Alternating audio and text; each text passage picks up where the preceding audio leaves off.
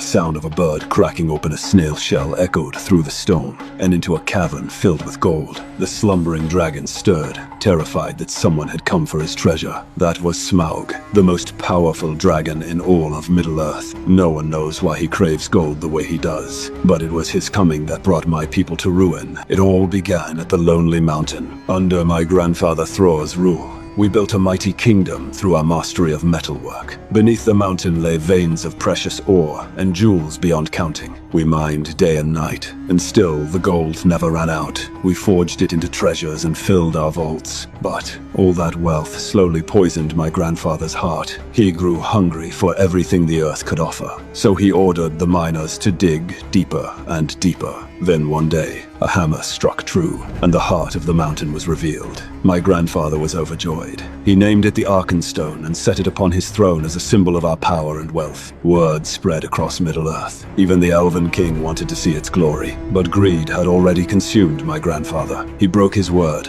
and kept the treasures that rightfully belonged to the elves. In that moment, the friendship between our two races shattered, and our suffering began. The gold drew Smaug to us. No one could withstand his flames. The human kingdom below turned to ash. Wherever the dragon went, screams filled the air, and fire consumed everything. Dragon-slaying spears couldn't pierce his scales. If he'd wanted more than just our gold, the death toll would have been even worse. He smashed through the palace gates. Our soldiers fell one after another. My grandfather saw we were finished. He grabbed the Arkenstone, but Smaug had already broken into the treasury. As the dragon tore through the vault, my grandfather was thrown to the ground. The Arkenstone fell into the sea of gold and vanished. He refused to leave, so I dragged him out by force. We fled outside the city and came face to face with the Elven army. I waved desperately for help. The Elven King just watched coldly, then turned and marched away. Our kingdom was gone. We were left with nothing. Smaug claimed the Lonely Mountain and sat on our wealth like a coiled serpent. My grandfather decided to lead our people to Moria to regroup and plan our return, but the place had already been taken by orcs. We fought them at the gates. Our people, exhausted and broken, were no match. My grandfather was beheaded. Morale crumbled.